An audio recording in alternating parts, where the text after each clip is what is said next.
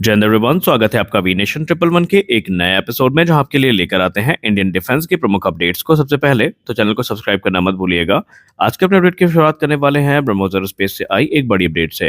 Alexander वाजिकोव, जो कि BrahMos aerospace के को डायरेक्टर है, उन्होंने रशियन न्यूज एजेंसी टेस्ट से बात करते हुए या TASS से बात करते हुए एक चौंकाने वाली जानकारी सामने रखी है। उन्होंने कहा कि हाल ही में आपने ब्रह्मोस मिसाइल के एक्सपोर्ट ऑर्डर देखे, लेकिन ये सिर्फ शुरुआत थी, असली चीजें तो अब देखने को मिलने वाली है। उन्होंने स्पष्ट कर दिया कि तकरीबन 3 देशों के साथ इस समय जो ब्रह्मोस मिसाइल के एक्सपोर्ट को लेकर बातचीत है वो चल रही है, और आगामी भविष्य में आप देखेंगे कि कुछ बड़े ऑर्डर्स आपको सिक्योर होते नजर आएंगे। उन्होंने कहा इस समय इंडोनेशिया, वियतनाम, यूनाइटेड अरब अमीरात ब्रह्मोस मिसाइल को लेकर काफी ज्यादा इंटरेस्टेड है, और वो इस समय जो कॉन्ट्रैक्ट है एडवांस मिसाइल सिस्टम को लेकर साइन करना चाहते हैं। उन्होंने ये भी स्पष्ट कर दिया है कि ब्रह्मोस मिसाइल की जो कैपेबिलिटी है, इसका लोहा दुनिया मान चुकी है, और ये मिसाइल कितनी घातक है हमारे पोटेंशियल बायर अच्छे से समझते हैं। उन्होंने ये भी कहा कि इस समय जो ये नेशन है, ये ब्रह्मोस मिसाइल को किसी भी कीमत पे चाहते हैं। हालांकि उन्होंने अभी जो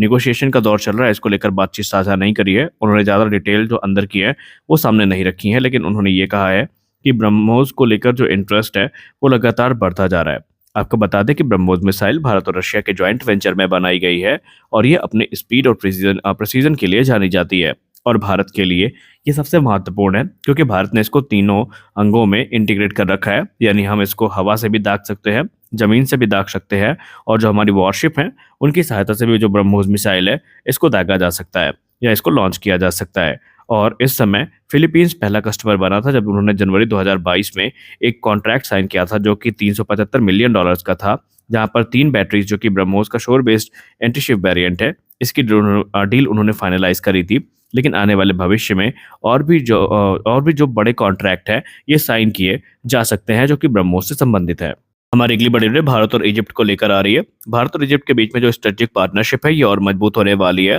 क्योंकि यहाँ पर भारतीय वायुसेना इस समय इजिप्ट पहुंच चुकी है। अगर हम भारतीय वायुसेना के दल की बात करें तो इसमें 3 Sukhoi 30 MKI fighter jet, 2 C-17 Globemaster third जो कि हैवी लिफ्ट ट्रांसपोर्ट एयरक्राफ्ट हैं, एक IL-78 एरियल रिफ्यूलिंग टैंकर, और इसके अलावा जो 57 पर्सनल्स हैं ये इस समय इजिप्ट में लैंड कर चुके हैं। और इस समय भारतीय वायुसेना 8वीं टैक्टिकल लीडरशिप प्रोग्राम में पार्टिसिपेट करेगी, जो कि 26 नवंबर से लेकर 27 दिसंबर 2024 तक प्लान करी गई है, स्केड्यूल करी गई है। अब यहाँ पर दोनों देशों के बीच में जो डिफेंस कोऑपरेशन है इसको मजबूत करने का प्रयास किया जाएगा। इसके अलावा यहाँ पर जो ज्वाइंट मिलिट्री एक्सरसाइजेज है वो देखने को मिलेंगी, ताकि जो आपसी समन्वय है वो बढ़ाया जा सके, टैक्टिकल स्किल्स को इम्प्रूव किया जा सके, और जो स्ट्रेटेजिक अंडरस्टैंडिंग है इजिप्ट और भारतीय वायुसेना के बीच में इसको भी मजबूत किया जा सके। अब यहाँ पर अगर हम टैक्टिकल लीडरशिप प्रोग्राम की बात करें तो ये एक कॉम्प्रिहेंसिव ट्रेनिंग प्रोग्राम है, जहाँ पर एरियल कॉम्बैट मैनूवर्स को फोकस किया जाएगा, और इसके अलावा जो एयर टू एयर रिफ्यूलिंग है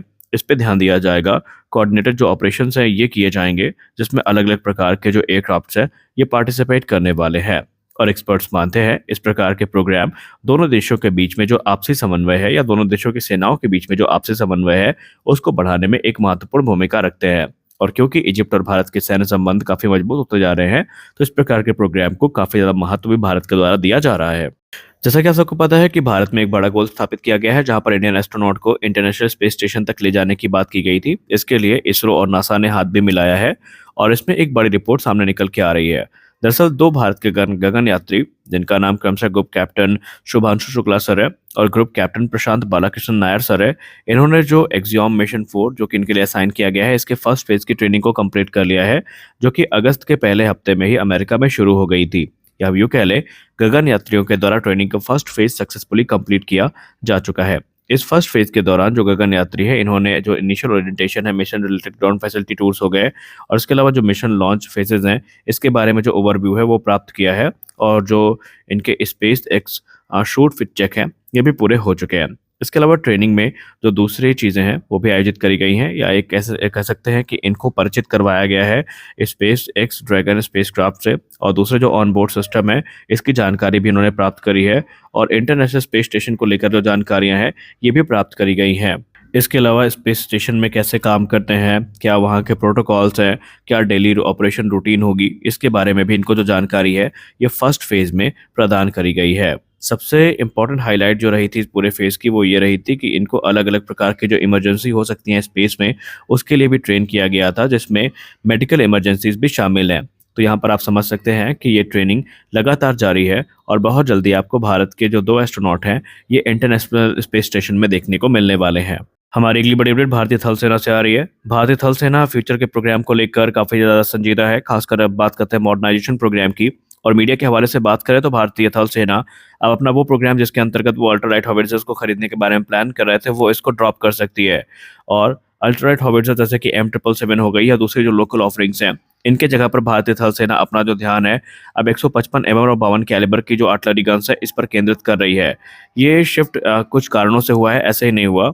यहाँ पर जो मुख्य कारण बताया जा रहा है वो ये है कि भारतीय थल सेना की जो लगातार ऑपरेशनल रिक्वायरमेंट है उसको देखते हुए उन्होंने ये बड़ा निर्णय लिया है, जहाँ पर 155 mm और 52 कैलिबर की जो गन्स हैं इनको ध्यान दिया जा रहा है बनिस्बत इसके कि भारतीय थल सेना छोटी जो 155 mm और 39 कैलिबर का सिस्टम है इनके तरफ जाए। अब अगर हम 155 mm और 52 कैलिबर की गन्स की बात करें तो ये भारतीय थल सेना की आर्टिलरी मॉडर्नाइजेशन की प्रेफर्ड चॉइस रही है और भारतीय थल सेना ने पहले भी इनको सपोर्ट किया है। अब ये जो गन होती हैं, ये ज़्यादा दूरी तक एमुनेशन को फायर करने में सक्षम होती हैं और इनके बहुत सारे जो एडवांटेजेस होते हैं, अगर आप कंपेयर करें 155 mm और 39 कैलिबर की गन से, तो वो निसंदेह आपको देखने को मिल जाएंगे बहुत सारे जो एडवांटेजेस हैं, जिसके चलते जो भारतीय सेना है वो अब बड़े कैलिबर की जो गन है उनके तरफ जाने का प्रयास कर रही है। अब अगर हम बात करें बड़े 52 कैलिबर बैरल की, तो ये अलाउ करती है कि जो परफॉर्मेंस है उसको काफ़ी इन्हांस करें और इसके अलावा ये लॉन्गर रेंज प्रदान करती हैं और ये हायर एक्यूरेसी और लेथैलिटी के साथ देखने को मिलती हैं और जो इन्हांस फायर पावर है इस समय सेना की प्राथमिकता